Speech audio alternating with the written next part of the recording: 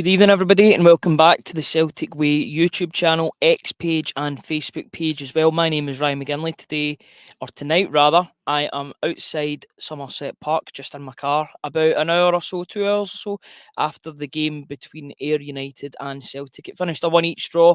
Kyogo Furuhashi scoring from the spot after Odin Thiago Holm was brought down in the penalty area. 10 minutes later, it was Anton Dowds that scored, also scoring from the spot after Lenny Agbear took down the attacker in the box as well. It was a last man challenge, but obviously because it was a friendly, no further action was taken. My name is Ryan McGinley, as always. Before we get started and talk about the game as a whole, as well as some of the more important talking points to do with the game and everything surrounding it, and maybe even Brendan Rodgers' comments after the game, I'd like to first of all say a big thanks to our sponsors at AMPH Group and Weissman Boilers. Let me just bring up the sponsor. So thank you to MPH Boilers and Weissman. Let's take a moment to take it for a quick word from our sponsors. If you're looking for a winning heating solution from your home, MPH Boilers is your go-to team. An award-winning family-run business serving all of mainland Scotland. They bring the best in boiler installations and servicing. Partnered with Weissman, known for their top-notch German-engineered boilers, MPH Boilers ensure your home stays warm and efficient all year round. Visit www.mphboilers.co.uk for more details. And I would just like to direct everybody to the bottom of the screen. £4 for 4 months of top-quality football journalism on the Celtic Way, covering the club you love. Visit www.celticway.co.uk/subscribe for more information. On there is instant analysis from myself as I was at the game, sort of taking in the atmosphere, taking in all the players, the good performances, the not so good performances, as well as Brendan Rodgers' full press conference Q&A is available on the site for you all to look at. So let's get into the game, and I welcome any comments that come in. First of all, I've got to say an apology for the pre-match show, which was absolutely... The music was blasting on the pre-show, or the pre-show or the pre-match show, and I could hardly hear myself think. So sorry if the show wasn't as good as what maybe you were expecting. Tried to bring in as many comments as I could, but at the same time, you're at the mercy of the PA system, and the PA system was very, very loud. So yeah, one each between Ayr United and Celtic. It was the first game of pre-season for Brendan Rodgers' team. The next game is at Queen's Park, at Lesser Hampden against Queen's Park, which should be... I'm not so sure about a step up in quality because we don't know where Ayr are going to finish in the Championship this year. It's looking like a very tight league. So a good opposition tonight, and it'll be good opposition on Wednesday night at Lesser Hampden too. Hazel Finn comes in. Evening all. Paul Woods also comes in. Hello. Hazel Finn talks about Nawrocki, lost patience with him. Personally, I totally understand that and I get that. I think that's maybe a good place to start, because if we go chronologically, I think it was 19, 20 minutes when Mike Nawrocki was taken off. It seemed to be an innocuous knock that he got in the game, and he signalled to the bench almost immediately that he needed to go off the pitch. Brendan Rodgers in the post-match interview said it was a calf injury, which is concerning considering he's had that sort of injury before in that area of his leg. It's another injury for Mike Nawrocki. I said it in my instant analysis that it's another injury for this player that has not been able to get going since his move from Legia Warsaw, this time last year, actually.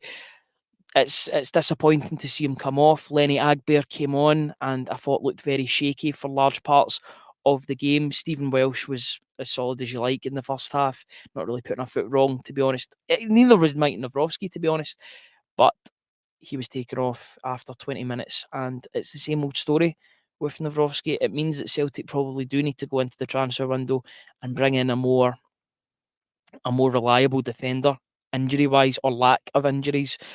Could maybe be the aim of the game. Yes, Liam Scales didn't play in the game tonight, or Cameron Carter-Vickers, who was still out on international duty. He may actually be travelling back now and getting an extended holiday before jetting out to the US to meet up with his fellow teammates. But Liam Scales, I think some of the textbook errors that were happening tonight from Lenny Agbear and the injury issues that were coming from Mike Nawrocki, they've not happened with Liam Scales. I know he has made mistakes last season, but they weren't as obvious as Agbear's were on the night. I just thought he flattered to deceive in a lot of and he did stabilise in the second half. To be fair, he was unlucky because he got to play longer than most players because he was brought on as a sub early doors in the first half. So he played most of the first half and then all of the second half. So it was a busy evening for the player. I'm sure he'll learn from it and he will look to make amends on Wednesday against Queen's Park. But yeah, it was that was a disappointment development on Mike Nawrocki. Hopefully, it's fine. Brendan Rodgers was talking about how the fact it was a calf injury. He'll assess it tomorrow with the physios and see where to go from there. Celtic would take the lead in this game. Odin Thiago Home, who I thought was a standout in the first half, particularly in the midfield, did well to latch on to a loose ball that came to his direction. I think it was good work from Josh Deddy, who was also impressive down that flank. He got just in front of the ball and allowed the man to take him out, and it was a spot kick. Kyogo stepped up, sent the goalkeeper completely the wrong way, and it was 1-0 to Celtic. Then 10 minutes later, Ayr United would get a penalty. It was all about the penalties in tonight's game. Agbear would get caught wrong side after being dispossessed and take his man down. I think in a normal game it would have been a yellow, potentially a red card, but because it was a friendly, no further action was taken. As I said, Anton Dowd sent Scott Bain completely the wrong way. Scott Bain was one of 3 goalkeepers that featured tonight, and Josh Clark also featured, as did Toby Oluwayemi. The two of them shared the second half between them. I thought that was a good way of giving the 3 players game time. Given Scott Bain the first half, he is at the moment the first choice goalkeeper. More on that later.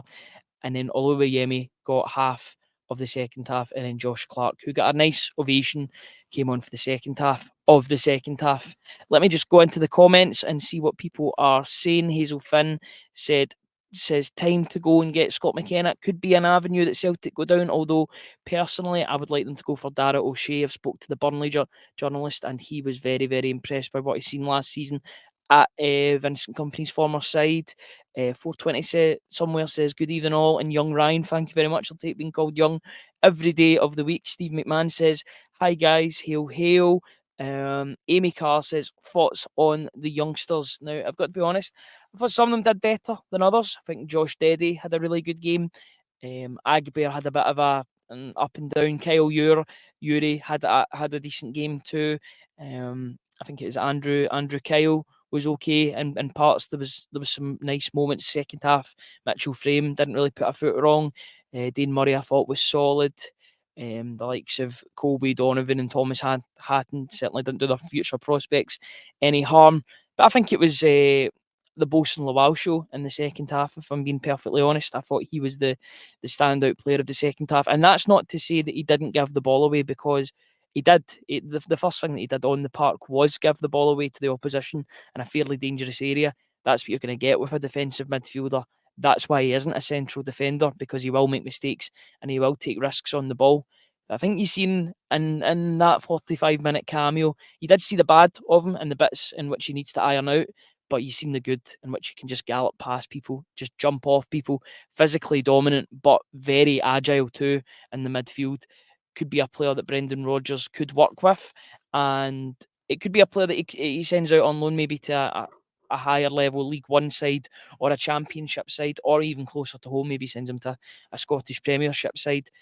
This guy clearly needs games, and that's the, as I was interviewing Ross Wallace and Omar Reza, two of his former coaches at Watford and Fleetwood respectively, they both said he needs game time. He can't be sitting on the bench. He's too good to be sitting on the bench. And I think you've seen that in moments tonight. Not all of it was good, but there's those flashes that you need to see in a young player that show you maybe he can make the breakthrough. Maybe not this year, it might be even be next season, but there's something there. There's a talent there. He's physically gifted. He's a big guy. Even seeing him after the game when he's walking out as the press conferences are happening, he is a big guy. He's imposing. He puts himself about, and I think there's a player there for Brendan Rodgers to work with.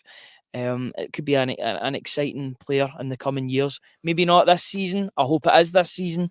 But if it is to be next season after another good loan deal, then I think he'll be more than ready to make his impact in the first team squad. Still only 21. He's still a baby in midfielders' terms. He's still learning his trade. He's been in and around different positions all throughout his young senior career too. So that is something for him to iron out. it's clear that he's a defensive midfielder, and he's got to be playing in that role for the whole season, because even at Fleetwood, he was playing at centre back, and I think he was also playing at full back in some games too. I'm not sure of the side. I think it was maybe right back, definitely left or right back. It's got to be one of the two, but he was definitely playing at full back in parts for Fleetwood. Let me just go into the comments. Charlie McGarvey says it's a friendly against Ayr. Settle down, folks. I totally get that. Kaiser, as always, he's always in the comments. There are vampires out this late. I'm totally fine where I am just now, unless you're calling me a vampire, in which case it's a different story, probably. Charlie McGarvey then comes in again. Physically gifted is half the battle. Football brains is more important. I think he does have that, and I think he showed that in the second half too, with his pass to Yang. Yang should have scored that chance. It was a chance that he squandered, put over the bar when he had plenty of time to place the ball in the back of the net or wherever it was, past the goalkeeper, but instead he skied it. Although I will say that I thought, and I wrote this in my instant analysis too, that the three South Korean players, I thought, equipped themselves quite well when they came onto the park, especially Kwon. I don't know if anybody else noticed, but I think he's piled on a bit of the muscle, a bit of weight, which is good, because he looked very slight when he joined Celtic the first time around last year. I think that was maybe why people got the idea that he wasn't strong enough for the league. But I think he's been doing a lot of work in off season and in the close season to work on his physical body strength. And you seen that tonight. I thought he was a really strong runner in a couple of instances. I thought there's something there to work with. Whether it's at Celtic, I'm not so sure. But there's definitely a player there, and a player that can do good things. I think definitely in this side of the world, that is for sure. Who else can we talk about? It was good to see Dane Murray back on the pitch, as I was saying. He's had a torrid time with injuries over the past 3 years, so it's important for him to get game time, maybe in the B team or maybe even a loan deal. I think a loan deal is what you'll see with a lot of these players. A lot of these players will move on and hopefully get permanent game time at temporary clubs and temporary solutions. So that's something to keep an eye on in the coming weeks and months, you would say. Kaiser comes in and says Home looked good even off the left when he's prone to the right side. Don't know if that's a joke or something, but he was I thought he was really good. There was a couple of moments where he dropped his shoulder and instantly it looked as if something was going to happen, which was great to see from a young midfielder. He's a guy that's been in and out of the team. He was in and out of the team last season, had a couple of really bright moments, and then all of a sudden, I think it was injuries as well or a lack of form. He just dropped out of Rodgers' side, and it was more Hatate. Paulo Bernardo had that moment in the team, Callum McGregor, David Turnbull to an extent. So it's all about him consolidating that place in the team, whether it's starting or coming off the bench. If he can do what he did in that first 45 minutes, I know it's only against Ayr, it's against a championship team, and Celtic will have bigger fish to fry in this new season. But if he can do that off the bench and have an impact like that in 45 minutes, then there's definitely a place at Celtic for him. Got to remember, he's still only young. I think he's, 20, 21, 22 years old. So he's still, like Bosun Lawal, a baby, and he's got lots to learn. And Brendan Rodgers is the best manager to learn off of. Marty C comes in, and I think this is a good segue into Brendan Rodgers' comments after the game. Did Rodgers say much after the game about signings? So he called for a bit of patience, is what Brendan Rodgers said. He said we could have had 9 players by now in the door. I think that was maybe alluding to other teams that have made signings already, quite a few signings, may I add. But it's all about finding the right players. He did put a deadline, a specific deadline, or that's the aim, to have players in before the US trip, which is happening, at the end of next week. So, time is of the essence to bring these quality players through the door at Celtic. It's all about Celtic showing their best versions of themselves against DC United, Manchester City, and then Chelsea, all of those games respectively. In order to do that, they've got to bring in new players, new talent, new quality, a new goalkeeper for a start. He was asked about goalkeepers tonight. He was specifically asked about Kasper Schmeichel. Bit of an interesting answer. He said he's a very good goalkeeper and a player that he's worked alongside in the past. So he didn't exactly bat off that name. So that could maybe be something to look at in the coming days, weeks, and months. He is a free agent after leaving Anderlecht at the end of the season, so could maybe be it could maybe be an avenue that Celtic go down. Bit of an older goalkeeper, not got a lot of years left in the game, but a player that Brendan Rodgers trusts. There's also been the links to Vindal Jensen and Vogo as well of Lorient. So plenty of goalkeepers have been linked. Matt Ryan will always get linked with the club, it seems, since getting linked in 2021. So nothing is in the offing as of yet. He was asked about Adam Idah, but he didn't want to get pressed on Adam Idah, especially when he's a Norwich City player. So that was fine, but he's clearly keen for Adam Idah to come back to the club. 420 somewhere says Gaffer sounded confident. He did sound confident. I thought he always carries himself well in these. I think in pre-season he's allowed to let his hair down a little. I think he enjoyed interacting with the media tonight, and it was good to speak to him on a personal note. He gave me a wee handshake as well before he left. So that was a good moment for myself. Kaiser thinks that Holm will replace Matt O'Reilly on the right. He uses both feet, but he's more effective in right mid. That could be an interesting development. I'd love to see Odin Thiago Holm break his way into the first team and stay in the first team, but it's all about him and how he applies himself, and if he can keep himself fit. If he can do that, then the world is his oyster, especially at Celtic. Let's see who else. Free agent means nothing. It's the wages that are the problem. Completely agree with that. There's plenty of chat in the comments, and I realise it's 20 to 12 and we've still got 200 people watching us. Hope your Friday night is going well. Hope you enjoyed the Euros coverage. I was only keeping up to date with the scores. I was watching Celtic play Ayr United, but hope you enjoyed that. If you watched the game tonight, I hope you enjoyed that too. Got Wednesday against Queen's Park to look forward to at Lesser Hampden. I'm sure Tony will be doing videos before and after the game because I'll be off on holiday for 2 weeks after this broadcast, so the countdown is very much on in that regard. Lanky says people need to trust the process and stop moaning about things. Our players need all of us to be united rather than against. I agree with that to an extent. I think there's just people that are a bit tetchy about the fact that there's no new signings through the door yet. It is the 5th of July, nearly the 6th of July, and there's no signings to talk of. There's already players out the door. You get players that have left that we knew were going to leave at the end of last season, such as Joe Hart. You've also got Haksabanovic that's left the club, as well as Rocco Vata earlier on today. I think there's just a wee bit of tensioness, the fact that other teams are doing business and Celtic have so far not been able to complete any business of their own. It was encouraging news about Adam Idah the other day. Hopefully the negotiations are ongoing between Celtic and Norwich for the permanent signature of the Irishman. But until then, Celtic don't have a new signing. They need a goalkeeper. They need a centre back. Probably need a left back too. So there's plenty of positions that are needing strengthening. That's those required signings, and then you would want, there would be signings that you would appreciate rather than necessarily need, such as maybe in the midfield, another winger, maybe another right back, although right back is quite stacked at the moment. I think you want more than enough. You don't want just enough in the transfer window. You want the squad to be stacked. If there are youngsters that can come through, such as tonight, and show what they can do and play in the first team and maybe playing some games next season because it's a congested fixture list, then by all means, but they've got to be good enough to step up to the plate. And that is up to Rodgers to decide if he can trust those young players to come through. I thought some did better than others tonight, but it's a work in progress with these players as always. Kaiser again, call me dedicated. Really do appreciate that, Kaiser. Thank you so much. I'm just going to go live and then I'll be driving back home. Alistair saying thank you. Have a great break, Ryan. Really do appreciate that.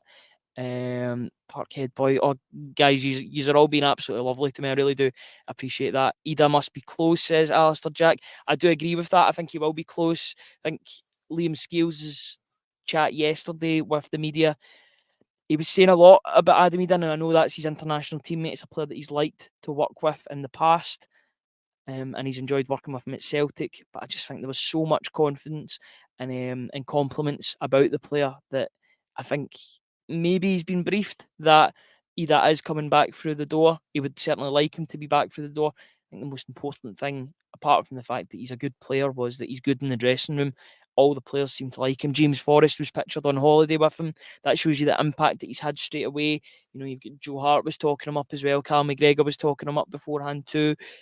Brendan Rodgers says he's a good egg. He's a good egg in the dressing room too, both on and off the pitch. So that's definitely something for Celtic to work on. If they can get him through the door, then I think the whole the whole dressing room would be delighted to welcome him back. Hazel Finn, you need the squad to be strong, including the bench, absolutely, especially this season with the congested fixture list because of the Champions League. You have the League Cup as well to contend with. Celtic be wanting to do better than what they did last season in that particular competition. So there's places up for grabs. I think in the domestic games, particularly at home, Celtic can chop and change. And I think they will. I think maybe that's the time for your likes of Old and Thiago Home to maybe come in. Mitchell Frame potentially. Bosun Lawal, if he stays at the club, he could maybe play defensive midfielder. You've got loads. I think that defensive midfield role is an interesting one, to be honest, because you had Tomo Kawata, and I don't think he had the best game tonight. I thought he gave away the ball quite a bit, which is to be expected, and I think it's just more of a fitness test than anything else. But in games like this where you want to make an impact ahead of the new season, you've got to take your chances when they're given to you. And, it's going to be Callum McGregor that's more than likely going to be in that position at the start of the season.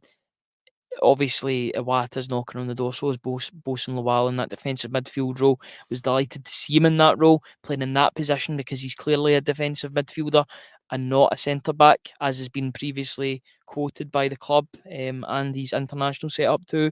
But yes, seeing him in his position, that's a congested position, and that at the base of midfield, and it's going to be difficult to move the captain. You're either going to have to move him further forward because he's going to play every game, or near enough every game, or you're going to have to just bide your time and wait for him to get moved out of that number 6 role. That's easier said than done, for sure. Just going back into the comments, Hercules says, GT, Greg Taylor is found out in Europe. Do we want to finish bottom of the group every year? He's good for the SPFL. I think because the revamped Champions League, it's interesting. You don't want to be in that bottom bracket, I think, is what Hercules is trying to say, where you get automatically just eliminated. I think Celtic want to aim to get in that playoff one, in that playoff round, so that they're playing at least 10 games in the Champions League next season, which sounds absolutely brilliant. Will be brilliant financially as well for the club if they can get into that playoff position. But even the 8 games is good. It'll mean more financial revenue for the club, which is always good to hear about as long as they spend it. Hill Ryan says 713. Really do appreciate that. Bolingoli is not coming back. He's just signed for Standard Liège yesterday. That actually came up on my Instagram this morning when I checked it out. So, good luck to him. Parkhead Boy says, Ryan, according to my rebel nephew who was there tonight, said there was a crush at half time.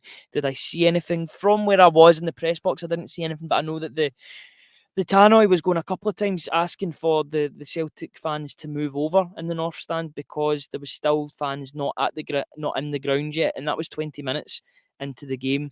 The fact that there wasn't people in shows that maybe there needs to be more work done in the stewarding side. Don't want there to be a crush, don't want anything untoward to happen, especially with the supporters in the ground. But it was a busy night, it was a great atmosphere, and it was a great turnout by the Celtic support, as always. I think people are just hungry for the football to return. I think there'll be good crowds in America as well. Mike says Lenny Agbear brought class and an attitude to the game that was totally refreshing. There's a player in there. I hope Brendan can mature and help along in his Celtic career. What I will say about Agbear, he made that mistake in the first half, and he did look quite shaky in certain moments, but he did manage to stabilise in the second half, and that's a measure of the man and a measure of the young player as well. That he made the mistake, but he didn't let it get to him. You could tell once the penalty was scored, there was a point in the game where you could clearly see he was annoyed at the mistake that he'd made, but he managed to make a couple of really good tackles in the second half, and that's a measure of the player, that he was able to get himself out of that rut and continue on playing. He knew with Nawrocki's injury that he had 70 minutes of football to play. I'm probably thinking that'll mean there'll be less game time for him on Wednesday because he's played the extra amount. He might only get maybe 20 minutes, half an hour, just so that he's in line with the rest of the players. But he can be proud of his efforts, particularly in the second half. Not easy to make one of your first appearances for Celtic, even in a pre-season game. There was a lot of people there tonight. Maybe a loan deal is the best possible move for him, or the right move for him in his development. But then again, he might suit the B team for another year. These are questions that need to be decided, questioned, and answered ahead of the new season. Mike says, "Hail, hail, Ryan." Appreciate that. Hazel Finn's talking about Jota. Feel like we're always talking about Jota. Would love to see him back, but I think that's pie in the sky. Appreciate your commitment to the hoops. Thank you very much. Let me see who else is talking. Is there anything else that people want to talk about before I finish up this show? I was only going to make this 10-15 minutes, but I've ended up going for 25 minutes. I'll maybe go for a couple of minutes more and then head home from Ayr to Coatbridge. That'll be the move. Charlie McGarvey asking, any thoughts on Vata? Ryan, is he a potential loss? I think he is a potential loss, to be honest. If he does go on to be the player that maybe Celtic think that he's going to be, but the rumour mill is always a terrible thing. You hear things about certain wage demands not being met. I think he'll only be a loss if he continues to push on. If he does push on in his career and get first team football for Watford, he wasn't going to get first team football at Celtic, even if he did sign a new deal. I think he'd be very much on the sidelines, maybe on the subs bench, maybe having, maybe 5, 10, 15 appearances in the season. So if he's going to get first team football at Watford, then all the best to him. But I think it's a wait and see in terms of potential loss. Potential is definitely the word to use there, because he might be a loss or he might be a good decision down the line to let him go. But it's all up to Rocco Vata. I do wish him well in his move at Watford. I hope he goes down there and smashes it like Ben Doak smashed it at Liverpool prior to his injuries. But yeah, it's all up for grabs for him, and it's all up for debate. But at this moment, I don't think it's too much of a loss in terms of the squad, as long as Celtic continue to improve in the wing position. Still get Lewis Palmer to come back, as well as Adam Idah. Nicholas Kuhn started tonight. I thought there was some flashes. He looked decent. Still really sort of easing in to being a Celtic player. I think we'll see the best of him this season, hopefully. What else are people saying? Parkhead boy, enjoy your holiday, Brian. Hail, hail, everybody. Share price because of PSG owners. I don't believe that for a second. I don't know if you're at the wind up, but I've certainly not heard anything about that whatsoever. James Pearson 88 says, do you believe that Bonner, Deddy, Hatton deserve more game time? I think Quan has 3 games to prove he's on the bench. Lowell hype is very, very real. You and Tony are legends. I'll pass on the good word that you've said, James, to Tony and I. I do agree with the hype. I think the hype is there. I think for those other players, this is the chance to make your name. They might be making up the numbers in training at the moment and go back to the B team next season or this season coming up. But for now, they are first team players, and they've got to just treat this opportunity as their first team players, because not so long ago it was Kieran Tierney that was making up the numbers, and once he was in that first team, he never really came out of it. And look at where he is now. I know it's been unfortunate with his injuries, but he's managed to play in the Premier League, win the FA Cup with Arsenal, and other accolades too. Scotland international regular when he's fit, so that's good to see. Hazel's coming in. Enjoy your holiday. Thank you very much. Kuhn is definitely number one for us. On number one, we need a winger who thinks as a striker. It's never been replaced. When do we start to panic? We don't panic on this. We'll not panic. We'll make that as a collective. We won't panic about signings or potential signings. We think they'll come through the door. Shares of Soren, says Charlie McGarvey. Anything else? I think the chat is dying down ever so slightly. So I think that's a great time to end the stream there. Thank you very much to everybody for joining me. I know it's been a pre-season game. There's only so much to talk about. Only so much to talk about Brendan Rodgers' comments too. But we've still managed to get 28, 29 minutes out of it. Thank you once again to MPH Boilers and Weissman for supporting this video and sponsoring this video. All of their links are in the description below this video. If you go to www.celticway.co.uk/subscribe, that's just going across the screen just now, you'll get £4 for 4 months of access, instant analysis from myself, as well as Brendan Rodgers' full Q&A press conference in full.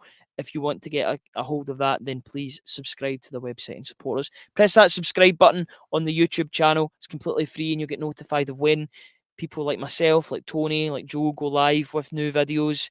And we've got plenty more videos where that came from, maybe from some experts once there's some credible transfer rumours coming through.